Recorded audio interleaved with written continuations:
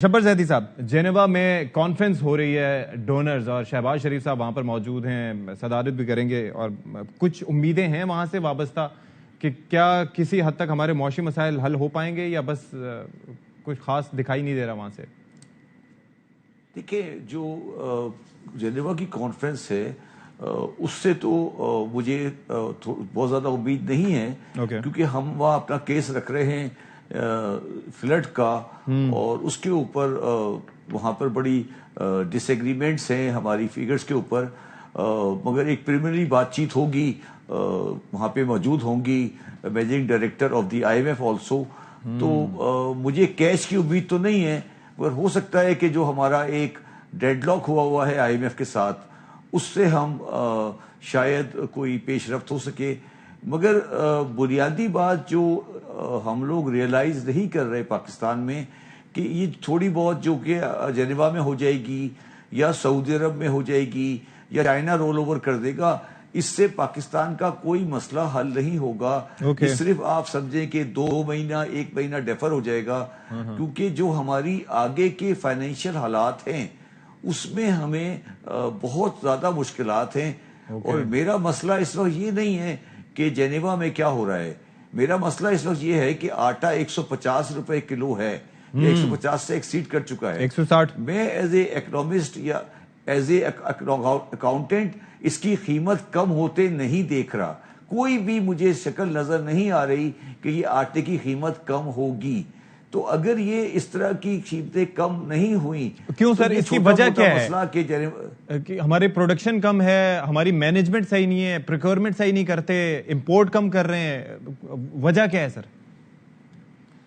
دیکھیے، ہم نے یہ فیصلہ کیا ہوا ہے کہ ہم مارکیٹ میکینزم پر آٹا سپلائی کریں گے، اور ہمارے یہاں جو ہم نے جو سپورٹ پرائز دی ہوئی ہے کلٹیویٹر کو، وہ بہت زیادہ ہے۔ اس کو اس لیے زیادہ دیا ہے کہ کھاد مہنگی ہے، تو پورا ایک اسپائرل ہے جس کی وجہ سے آٹے کی قیمت آج جو ہے وہ آ چکی ہے۔ تو آپ صرف اس کا اندازہ اس طرح لگا لیں کہ آج اس وقت انڈیا میں آٹے کی قیمت 36 روپے کلو ہے، 36 روپے کلو، اور پاکستان میں آٹے کی قیمت ہے اس وقت 160 روپے کلو۔ تو پاکستان کا عام آدمی اب اس چیز میں کوئی انٹرسٹ نہیں ہے کہ جنیوا میں کیا ہوگا، سعودی عرب سے پیسے آئیں گے یا نہیں آئیں گے، بالکل ایسے ہی کیئر ٹیکر گورنمنٹ آئے گی یا نہیں آئے گی۔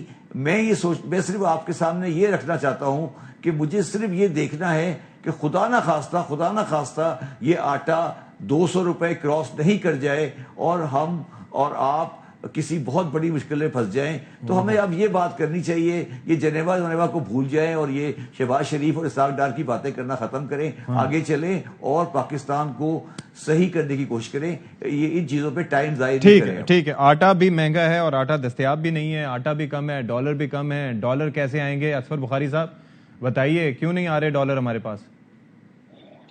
ڈالر جناب اس لیے نہیں آ رہے کہ آپ کے پاس سرے سے اس مد میں کوئی پالیسی نہیں ہے، یا آپ کی ڈائریکشن بہت ہی خراب ہے، آپ کسی اور ڈائریکشن میں بھاگ رہے ہیں۔ اب دیکھنے کی بات یہ ہے کہ پاکستان میں زر مبادلہ سب سے زیادہ کس رستے سے آتا ہے، وہ ہے ہمارا پاکستانی ڈائسپورا، جو بھٹو صاحب جو سیڈ لگا کے دے گئے تھے وہ درخت آج پھل دے رہا ہے، اور تقریباً پاکستانی سالانہ جو ہے 32 ارب ڈالر جو اوورسیز پاکستانی ہیں وہ آپ کے پاکستان میں بھجواتے ہیں، اور جو پاکستانی معیشت کی ریڑھ کی ہڈی سمجھا جاتا ہے۔ سالانہ 32 ارب ڈالر، سالانہ 32 ارب، یہ شبر زیدی صاحب مجھ سے بہتر جانتے ہیں اور یہ اس کو سیکنڈ کریں گے۔ تو ہمارے پاس باقی جتنے روایتی ایکسپورٹس ہیں اس کے لیے سرے سے ہمارے پاس انفراسٹرکچر موجود نہیں، اور باقاعدہ ایکسپورٹ کرنے کے لیے بھی ہمیں کچھ چیزوں کو جو ہم روایتی ایکسپورٹ کرتے ہیں ٹیکسٹائل وغیرہ، اس کے لیے بھی ہم امپورٹ کرتے ہیں پہلے را مٹیریل اس کو، اور پھر ایکسپورٹ کرتے ہیں۔ ہمارے پاس پاکستان میں سب سے زیادہ کیا چیز ہے؟ وہ سب سے زیادہ ہمارے پاس انسان جو ہے وہ ہے افرادی قوت۔ ہمارے پاس 25 کروڑ کی آبادی ہے، اور جس کی الحمدللہ اکثریت جو ہے وہ نوجوانوں پر مشتمل ہے۔ اور اس دفعہ مجھے پتہ نہیں کہ ہمارے سفارت خانے کیا کر رہے ہیں، ہمارا وزارت خارجہ کیا کر رہی ہے، شاید آپ لوگوں کے علم میں نہیں ہوگا، ابھی اس وقت तारीख में पहली दफा पूरी यूरोपीय यूनियन में एक इंतहाई दर्जे की लेबर शॉर्टेज है, और जिसको इंडिया और बांग्लादेश जैसा मुल्क उसको जो है वो उसके ऊपर उससे भरपूर फायदा उठा रहा है। सिर्फ पिछले 4 महीने में इंडिया अपने 3 लाख अफराद यूरोप भेज चुका है। बांग्लादेश पिछले 4 महीने में तकरीबन 1,30,000 अफराद भेज चुका है। अब भी ये जो 32 बिलियन की बात हो रही है, इसमें इसकी अक्सरियत तकरीबन 70% मिडिल ईस्ट में लोग हैं, जो तकरीबन जो है वो तकरीबन एक फर्द जो $300 के करीब वो ज़र मुबादला पाकिस्तान भेजता है। और ये यूरोप अगर किसी तरह यूरोप जाने में जो कि बहुत आसान है, कोई स्किल्ड लेबर की जरूरत नहीं है अब यूरोप को, अनस्किल्ड लेबर यानी फैक्ट्री में काम करने वाले लोग, क्लीनर और डिलीवरी ड्राइवर्स, डिलीवरी वर्कर्स और अनस्किल्ड लेबर पाकिस्तान वो यूरोप में दरकार है। अच्छा, जिसकी कम से कम तनख्वाह भी 1200 से लेके 1500 यूरो है। और अच्छा। ये बासानी इन्हें सिर्फ ये सब कॉन्टिनेंट से ये लोग चाहिए, इंडिया, पाकिस्तान, बांग्लादेश, नेपाल से 22 मिलियन। अगर किसी तरह हम इसमें 2-3 मिलियन भी लोग अपने भेजने में कामयाब हो सकें, तो ये मैं समझता हूं पाकिस्तान का जो ये देरीना मसला है ये हमेशा के लिए हल हो सकता है। चले, आई गॉट योर पॉइंट कि अगर जाहिर है कि इतनी बड़ी तादाद में लोग जाएंगे। शब्बर जैदी साहब, आप इसको सेकंड करेंगे? ये कोई वायबल ऑप्शन है और ये फायदेमंद साबित होगा अगर इस तरह से लोग जाते हैं और जायज तरीके से वहां से रेमिटेंसेस भेजते हैं, हवाला हुंडी के जरिए नहीं करते, तो can they contribute in our economy? देखिए, बिल्कुल सही कह रहे हैं ये कि पाकिस्तान का जो रेमिटेंसेस है वो $32 बिलियन के करीब है। ठीक है, मगर मैं इस पे आपको बिल्कुल एक दूसरी बात बता देता हूं कि अभी पाकिस्तान में जर्मनी में एक ट्रेड फेयर हो रहा है और उसने अभी पाकिस्तानियों के 600 वीजे कैंसिल कर दिए हैं इस बुनियाद पर कि वो कह रहे हैं कि पाकिस्तान के हालात इतने खराब है कि अगर हम वीजा इशू करेंगे तो ये लोग वापस नहीं जाएंगे। तो देखो, तुम जो बात कर रहे हो ना, तुम दोनों जो बात कर रहे हो वो उस सारी बातें उस वक्त सही होती हैं जब रियासत नाकाम नहीं हो चुकी होती। पाकिस्तान आज एक नाकाम शुदा रियासत है। जब हम इस बात को एक्सेप्ट कर लेंगे ना, फिर उसके बाद हम इसे करेक्ट करेंगे। अल्लाह ना करे सर। वैसे ये सुनते भी दिल को कुछ अजीब होता है। जाहिर है कि हुक्मरानों की पॉलिसीज की वजह से ऐसा हो रहा है, लेकिन सोल्यूशन क्या है? मेरी बात सुनो। हुक्मरानों की पॉलिसी को आप छोड़ दें, हमारे दुकानदार भी तो दुकान बंद करने को तैयार नहीं है ना। ऐसे ही है, हमारा कोई बंदा भी तो ये हुक्मरान नहीं करे प्लीज। अच्छा, मुझे आप ये बता दें शब्बर जैदी साहब, सोल्यूशन मुझे बताइए इसका कि हुक्मरान, आपने कहा शहबाज शरीफ को इन सबको छोड़ के आगे को चलें, तो सोल्यूशन के लिए किसकी तरफ देखें, क्या करें? देखिए, किसी की तरफ नहीं देखे। सबसे पहले ये पाकिस्तान के सारे लोग बैठ के ये ऐलान कर दे कि ये एक नाकाम रियासत है और हम इसको अब सही करने जाएंगे। अच्छा, क्योंकि अगर आप ये इस पॉइंट में बैठे रहेंगे, अच्छा, उसके बाद जब आप नाकाम रियासत है तो फिर आप उसको सही करने के लिए पहला काम ये करेंगे कि अपना समाजी और माशरती रवैया तब्दील करेंगे।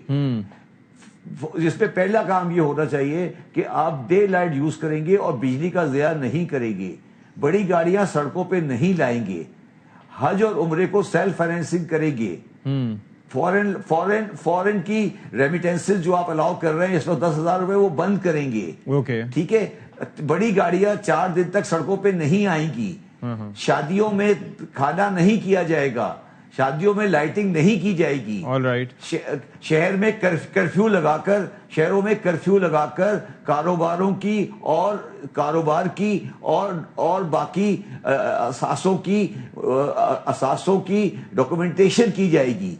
जब ये सब कुछ होगा तो ये रियासत चलेगी। बाकी सब बेकार की बातें हैं और आप टाइम ज़ाया कर रहे हैं। मैं ये नहीं चाहता कि आपके सामने ये रखूं कि ये कब होगा, मगर मुझे नजर आ रहा है कि ये दीवार के पार होने वाला है। ठीक है, असफर साहब, आपने ये जो बात की उसके अंदर काउंटर आर्गुमेंट दिया है शब्बर जैदी साहब ने, और उन्होंने कहा है, और वैलिड पॉइंट है, कि अगर लोग वहां से मुड़ के पाकिस्तान की सूरत हाल की जानिब देखते हैं कि यहाँ से तो हर कोई छोड़ के भागने को तैयार है, तो ऐसे में अभी वीजा कैंसिलेशन के हवाले से उन्होंने बात की, तो ये तो ट्रस्ट डेफिसिट तो मौजूद है। मैं माजरत के साथ जैदी साहब से इख्तिलाफ करूंगा, क्योंकि शायद उनका डोमेन नहीं है तो इन्हें नहीं पता। मैंने शुरू में ही कहा कि ये पहली दफा यूरोप में ऐसा हुआ है कि उनके पास लेबर की शॉर्टेज हुई है, اور تقریباً 22 ملین افراد انہیں چاہیے جو انڈیا جس سے گزشتہ 4-5 ماہ میں اپنے 3 لاکھ سے زیادہ افراد بھیج چکا ہے. وہ لوگ تو آپ کو ویلکم کرنے کے لیے تیار ہیں، لیکن آپ غلط کیٹیگری میں اگر ویزا لے کے جائیں گے اور ادھر ظاہر ہے آپ اسٹے کریں گے تو وہ کیسے ویلکم کریں گے.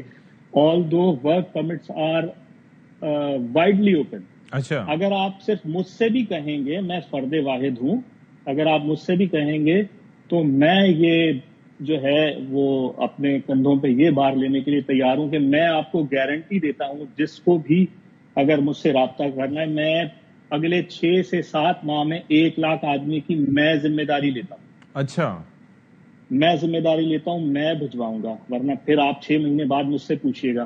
ٹھیک ہے، لیکن یہ بہت آسان ہے. یہ صرف ہمارے سفارت خانے، مجھے نہیں پتا یہ کرتے کیا ہیں. یہ ریکارڈ میں بات آ گئی ہے سر، پھر ہم آپ سے پوچھیں گے بھی.